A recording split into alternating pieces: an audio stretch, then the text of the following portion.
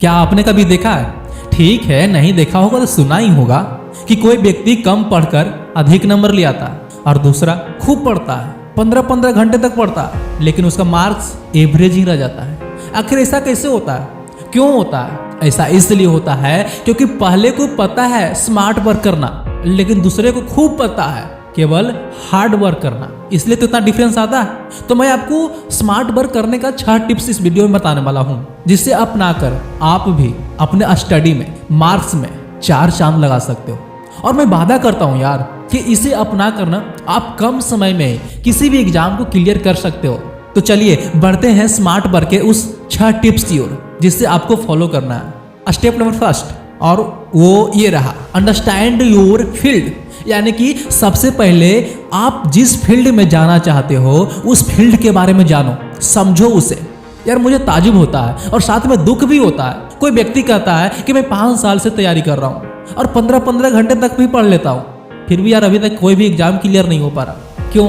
ऐसा कैसे हो सकता है, क्यों होता है? तो यार 15 घंटे पढ़ाई करने से नहीं काम बन रहा है, तो क्या 20 घंटा पढ़ाई करो क्या, या फिर 24 घंटा करो क्या, तब निकलेगा? नहीं भाई, मैं आपको सलाह नहीं देता कि आपको 20 घंटा पढ़ना। यार मैं तो ये भी नहीं कहूँगा कि आपको 15 घंटा पढ़ना। यार मैं तो ये भी नहीं कहूँगा कि आपको 10 घंटा पढ़ना है। यार उससे कम भी पढ़कर आप अधिक मार्क्स ला सकते हो, बशर्ते कि आपको स्मार्ट वर्क करना आना चाहिए। तो सबसे पहले आपको स्मार्ट वर्क के पहला स्टेप में क्या करना है, अपने फील्ड को समझो। यार उसमें कौन कौन सा सब्जेक्ट्स होते हैं, किस टाइप का क्वेश्चन आता है, क्वेश्चन कहाँ से पूछा जाता है, उसका लेवल क्या होता है। सबसे पहले आपको यह देखना होगा, समझना होगा आप, तब जाकर तैयारी शुरू करो। और ऐसा आप कैसे कर सकते हो, कैसे समझ सकते हो, कैसे देख सकते हो? तो आपको 10 ईयर्स का प्रीवियस ईयर क्वेश्चन लेना है, जो आपको किसी मॉल में या फिर किसी शॉप में इजिली क्वेश्चन बैंक के रूप में मिल जाएगा।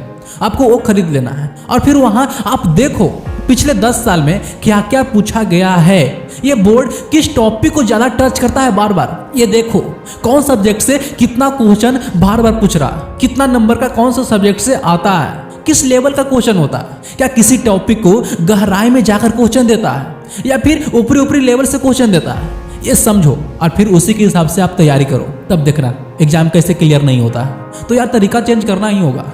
मान लेते कि आपको एग्जाम में रीजनिंग आता है, तो पहले पता कर लो कि किस टाइप की रीजनिंग आते हैं और मैं तैयारी किस टाइप का कर रहा हूँ। रीजनिंग तो लाखों टाइप के होते हैं, तो आप कितना सीखोगे रीजनिंग, उस एग्जाम के बोर्ड का भी तो कोई रूल होगा ना कि इस टाइप के क्वेश्चन आएंगे, इस टाइप के रीजनिंग आएंगे।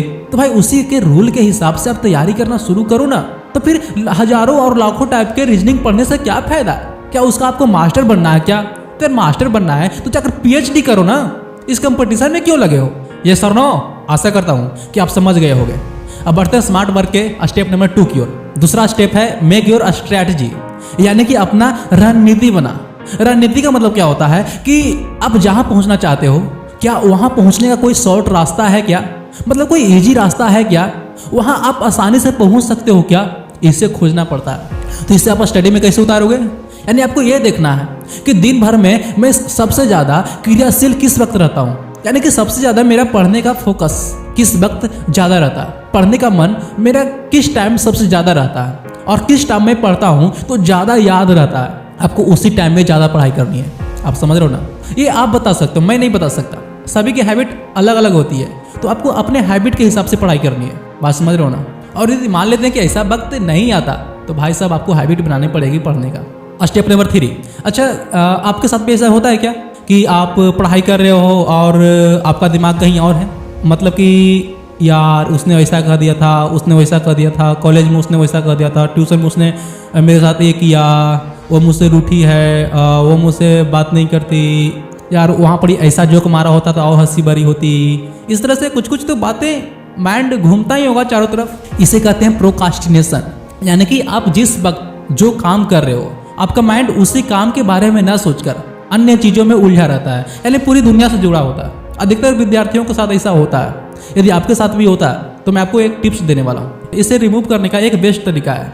आपको क्या करना है कि आप जिस वक्त आप पढ़ाई करते हो, मान लो कि आप एक चैप्टर पढ़ रहे हो, वो बायोलॉजी का, केमिस्ट्री का, फिजिक्स का, मैथ का, कुछ भी का हो, उसके साथ में आपको एक रफ कॉपी रखनी है, ठीक? तो आप जिस चैप्टर को पढ़ रहे हो उसको पढ़ते जाओ, पढ़ते जाओ, पढ़ते जाओ, पढ़ते जाओ, और जहां आपको लगे कि यार ये पॉइंट बहुत अच्छा है, इस चैप्टर का इंपॉर्टेंट है, चाहे वो फार्मूला हो या फिर कोई और पॉइंट हो, कुछ भी हो, उसे उस रफ कॉपी में लिखना है। भले ही आप बाद में पढ़ो या फिर मत पढ़ो, लेकिन लिखना है। पढ़ने और लिखने से क्या होता है, माइंड होता है ना, तो पहले पढ़ा फिर लिखा, पढ़ा लिखा, पढ़ा लिखा, यानी कि आपका माइंड केवल लिखने और पढ़ने में ही उलझा हुआ है, बाकी पूरी दुनिया से डिस्कनेक्ट हो गया है। हो सकता है कि शुरू में ऐसा अच्छा ना फील हो और आपका माइंड भागना शुरू कर दे, लेकिन भाई साहब कुछ दिन के बाद ना आपको इसका बहुत बड़ा फायदा मिलेगा। इसलिए इस टिप्स को जरूर अपनाना। बी योर ओन टीचर, यानी अपना टीचर खुद बनो। आप जब पढ़ाई करते हो तो जो करते हो खुद से पूछो कि क्या ये क्वेश्चन, क्या जो मैं कर रहा हूँ, क्या वो मेरे एग्जाम लायक है या फिर नहीं है, ये एग्जाम में आएंगे या नहीं आएंगे, क्या संभावना इसकी है, या फिर मैं जो पढ़ रहा हूँ वह याद मुझे हुआ या नहीं हुआ, मैं समझ पाया या नहीं समझ पाया। यदि आपको आंसर हाँ मिला तो सही है, और यदि ना मिला तो भाई साहब ना उसे अभी क्लियर कर, उसे समझ, अभी उसके लिए डीपली में जाकर देख। यदि कहीं ना समझ में आ रहा तो किसी से मदद ले, लेकिन हाँ उसे समझने का प्रयास कर। मान लो को 2 लाइन आप पढ़ो और 2 लाइन में आकर उलझ गए, फिर लगता है छोड़ नहीं आएगा क्वेश्चन, तो फिर खुद से पूछना कि क्या ये नहीं आएगा। हो सकता है आ गया तो कारण कि इस टाइप का क्वेश्चन तो मैंने क्वेश्चन बैंक में देखा था, और हो सकता है आ गया तो भाई साहब उसको देखो, उसे ना बनाओ, उसे ना सोल्व करो, उसे ना समझो। ये बहुत मायने रखता है be your teacher. Step number 5, यार मैं जिस दिन बढ़िया सोता हूँ ना, बढ़िया नींद आती है ना मुझे, यार मैं दिन भर ऊर्जावान रहता हूँ, यानी कि मैं बहुत अच्छा फील करता हूँ। काम करने का तरीका मेरा चेंज हो जाता है, बोलने का, समझने का, पढ़ने का, सारी चीज़ों में मैं ना बहुत अच्छा फील करता हूँ। यार जिस दिन मुझे अच्छी नींद नहीं आती उस दिन ना मैं चिड़चिड़ापन महसूस करता हूँ। नहीं तो पढ़ने में दिल लगता है, ना समझने में, यार थोड़ा बकवास लगता है ये सारी चीज़ें। तो सब कैसे होता है, तो सब स्लीपिंग के कारण होता है भाई साहब, यानी कि आपको अच्छी नींद लेनी है। ये साइंस प्रूफ आज कर चुका है। ये माइंड और बॉडी को संतुलित रखने के लिए अच्छी नींद अति आवश्यक है, यानी कि कम से कम आपको 6 घंटे सोना, और अधिक से अधिक 8 घंटे, उससे अधिक नहीं। उससे अधिक ना आपको आलसी बना देता। और सबसे आखिरी पॉइंट है 1 आवर स्टडी रूल। ये 1 आवर स्टडी रूल होता क्या है, मैं आपको समझाता हूँ। यदि मैं आपसे पूछूं कि आपका दिमाग सबसे ज़्यादा क्रियाशील कब रहता है, तो आपका जवाब होगा कि मेरे हैबिट पर निर्भर करता है। नहीं भाई साहब, ऐसा कुछ भी नहीं होता, आपके हैबिट पर निर्भर नहीं करता। जब आप सोकर उठते हो तो सोकर उठने के जस्ट 1 घंटा तक आपका दिमाग इतना क्रिएटिव रहता है, इतना क्रिएटिव और इतना क्रियाशील कि मत कहो। उस वक्त आप जो पढ़ते हो आपको 95% तक याद रहते हैं, आप बहुत अच्छा समझते हो। उस वक्त आपका दिमाग जो होता ना है, उसकी सारी एनर्जी रात भर में स्टोर हो जाती है, और उस समय किसी भी चीज़ को समझने की क्षमता आ जाती है इसमें।